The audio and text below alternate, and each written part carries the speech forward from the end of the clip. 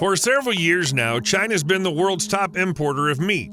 Analysts often compare its demand for protein to a vacuum cleaner, sucking up surplus meat from around the globe, which is a fitting analogy. In March 2021, China set a new record by importing over 1 million tons of meat from around the world. By the first quarter of the year, imports had already risen by 21%, and the numbers continued to climb. Even after setting a new record in 2021, China's beef imports rose again in 2022 and in 2023. In July, China once again reported impressive numbers, purchasing 294,963 tons of beef, mostly from Brazil. Each month, China spends around $1.4 billion on meat products, and it seems these amounts will only increase in the future. But what if China suddenly stopped importing meat? And this isn't just speculation. There have been instances of this happening. Let's have some coffee and then check out what China's up to.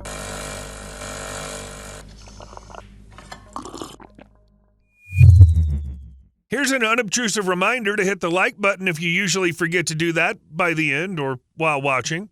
To evaluate the potential impact of market changes on such a scale, it's essential to understand the basics of meat production. This process hinges on contracts between producers and buyers. These contracts detail the amount and quality of meat to be bought in the following year. This is how it turns out to make plans for the year ahead, to raise a set number of animals, such as cows, by a particular date for a particular customer. As it happens in any business, if a customer suddenly cancels an order, it hits the manufacturer hard. However, there's one thing that's specific to meat production. Stability is absolutely crucial. You can't quickly grow a cow on demand with the right quality meat. You can't just leave cows that are no longer needed to live quietly and grow old either. It's just too costly. It's no surprise that meat is expensive compared to other goods, very high production costs. Raising animals, especially cattle, is expensive and labor-intensive. For just one bull, you need 300 tons of water, not to mention the food. And you need a lot of bulls. Contracts and agreements do protect producers. Buyers, including those from China, can't just back out of meat purchases. There has to be a valid reason, such as livestock disease or something like that. Something that affects the quality of the meat. These kinds of situations come up, and it's nearly impossible to be ready for them. The only thing the manufacturer can do is deal with the consequences. If China were to stop buying meat, the consequences would be enormous. As I mentioned, China has been the world's largest meat importer since 2019. Japan is in second place. But just so you understand the gap between them, in 2022, China imported 43% more meat than Japan did. In 2021, China consumed nearly 27% of the world's total meat supply. Forecasts from statistical models suggest that this consumption will continue to rise until 2031. But why China? What is it about this country that makes it so fond of meat? Actually, it's simple. Here's the statistics. In 1975, China consumed about 7 million tons of meat. By 2018, this figure reached 86.5 million tons. People in China finally had the financial means to eat meat often enough. By 2030, the average annual meat consumption per person in China should be around 200 pounds, compared to 11 pounds in the 1960s. China has long been a poor country, which makes meat consumption a powerful symbol of wealth and a marker that a person can afford a higher standard of living. To put it simply, eating meat is considered cool. The top choice is pork, then comes chicken, and only after that, fish. But one day, China lost its beloved meat because of the African swine fever. It's a highly contagious disease that affects any kind of pig, and some strains kill animals within a week of infection. The first outbreak of the African swine fever was registered in China in 2018. To stop the spread of the disease, animals were slaughtered in huge numbers. Most analysts agree that China's fight against the disease led to a serious protein shortage. In 2021, a new strain of the same fever was registered in China, and just at the beginning of 2021, it caused the death of about 8 million pigs. This map shows economic losses clearly. The redder the region, the more damage there is. Given this, meat imports just had to go up. For China, you can point out the 5 biggest suppliers of fresh and frozen beef: Brazil, Argentina, Uruguay, New Zealand, and Australia. And if the purchases suddenly stop, well, they'll feel it especially hard. If something like this happens, the impact will be devastating. Manufacturers in any of these countries will face a nightmarish scenario of falling prices and declining profitability if China limits imports. Order cancellations will lead to massive business losses, and a complete halt in exports could become a potential nightmare for a huge number of people. The consequences in that case would affect the entire world. The livestock industry in many countries heavily depends on access to foreign markets. It's the perfect way to sell excess domestic production. For example, Canada exports 50% of the meat it produces, and if we consider pork separately, it's even 70%. And a similar situation is seen in many countries. Now imagine that a usual number of animals were raised, but all of a sudden these 50 to 70% of the meat became no longer needed. The regular buyer is no longer interested in the deal. I wasn't kidding when I said that many people will suffer because the damage will hit the entire supply chain from farmers to processors. There will be job cuts, slaughterhouses closing down, and you can't just shrug and say, whatever, we'll eat it ourselves. Replacing China quickly will be hard since for many countries, it's the top market. And not just because they eat a lot of meat. One of the main problems for many European suppliers will be finding another buyer who's interested in pig offcuts. Feet, snouts, ears, head meat. China buys such parts of pigs that most other countries don't buy. Well, definitely not in such quantities. The sale of these products helps processors reduce their expenses. Falling demand, lower beef prices, reduced income, fewer jobs, increased unemployment, and then you can picture some pretty grim scenarios. But that's for people. What about animals? What if cows, for which demand has dropped, just keep on living and eating? Yes, I've already said it's very expensive, but let's assume. Dairy cattle breeding often provides the majority of all the beef produced in the country. Dairy facilities cull animals year-round and don't have serious infrastructure for long-term holding before slaughter. For them, it's a critical issue. You can't just stop this grim conveyor belt. For facilities that raise specialized meat cattle, the situation is a bit better. They have the option to keep the cattle for some time, but it's a loss. After all, the longer you keep the cattle, the more money you spend on feeding them. And even though extremely low prices sometimes drive producers to entirely stop slaughtering cows, this can't go on forever. The obvious and damn sad conclusion follows. In this case, they just eliminate animals. Actually, this happened with chickens during the pandemic. Due to the inability to sell chicken meat, producers were dealing with the situation by destroying unhatched eggs. Moreover, one company could destroy up to 750,000 eggs every week. It was simply cheaper than raising birds for nothing.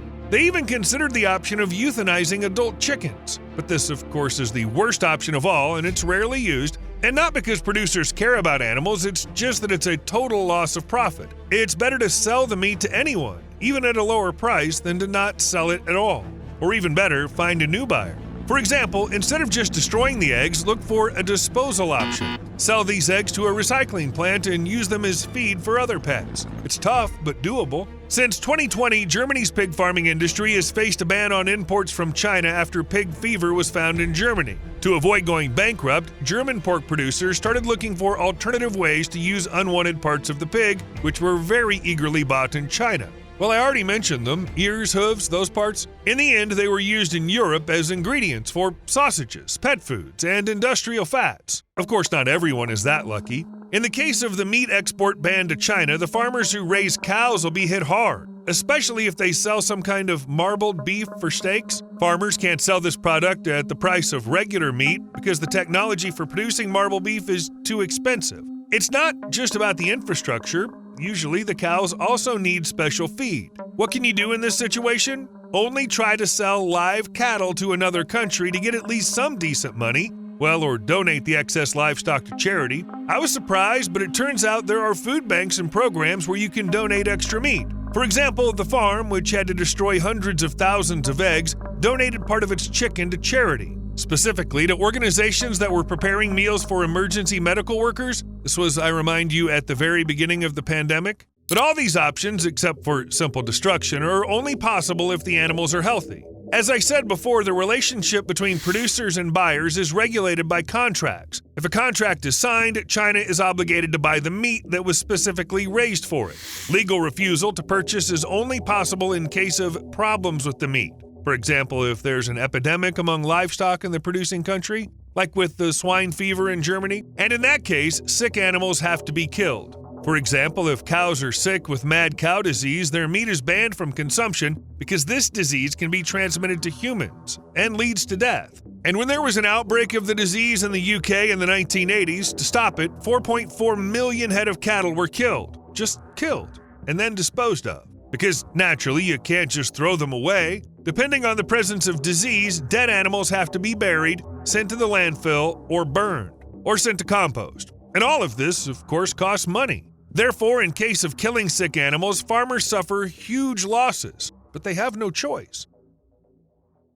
We can only hope that in the long run, things will get better. And by the way, what consequences can we expect? I went to look for information and found out that there's a concept called the cycle of livestock. It's roughly a 10-year period, to be more precise, from 8 to 12 years, during which producers decide to increase or decrease the size of their herds. So if it's expected that the income from selling meat will go up, producers might start raising more animals, and vice versa. So if China stops importing meat from a particular country, the producers will make the decision to cut down the herd. To achieve this, they'll cull the old cows, and in exchange, the herd will get a smaller number of new, young animals. Another option is to increase the number of cows that go to the feedlot. There's a term called cattle on feed. It means a period when cows get special feed before slaughter to improve the quality of their meat. Accordingly, the more cows are sent to feedlots, the more they're removed from the future stock, and the size of the herd decreases. Basically, it all depends on what the manufacturer decides to do with the females. If they leave them in the herd, the number will increase. If not, it'll decrease.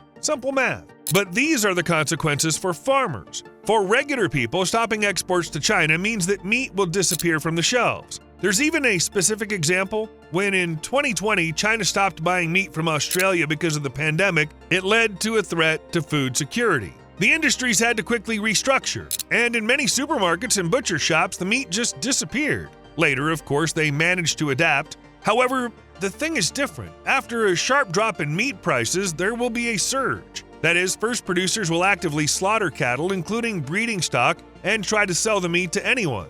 And after that, the country finds itself without a stable herd, which can take decades to restore. No herd means prices skyrocket. Basically, it's just a bunch of problems. West Coast under a ban. Remember at the start of the video I said that countries stopped buying meat for some serious reasons? Well, the last time China banned meat exports from cold storage on the western coast of the US, and it happened in June 2024. China had a good reason. Traces of a feed additive called ractopamine were found in beef batches, which is used to increase muscle mass in pigs and cattle. And while it sounds like something normal, ractopamine is banned in over 150 countries around the world, so the ban is more than justified. This measure became a painful time for beef, pork, and poultry exporters from the USA. Australia's back in business, but while in one place imports are stopping, in another, they're on the contrary resuming. Remember China imposed a ban on beef imports from Australia in 2020? It wasn't about the threat of coronavirus, but rather that the Australian Prime Minister called for an international investigation into the origins of the pandemic. After that, Chinese authorities imposed restrictions on a whole range of Australian imports, including coal, wine, barley, and lobsters, and, well, on beef. So just recently, China lifted its ban on 5 Australian producers. Naturally, they're really happy and expecting a big boost in profits. People in China love meat. More meat than you think. People in China love meat, and probably a lot more than the official statistics on imports and per capita consumption show. Because smugglers annually ship illegal, unregulated meat into China through Hong Kong's waterways worth millions of dollars, and the government seems unable to stop them. When it comes to smuggling, you usually imagine something different, definitely not meat. However, smugglers constantly bring millions of pounds of pork, poultry, and fish into the country. Every night, 80 to 100 boats set off from Hong Kong to the mainland. Yes, in China, people really love meat. In fact, I do too. See you later.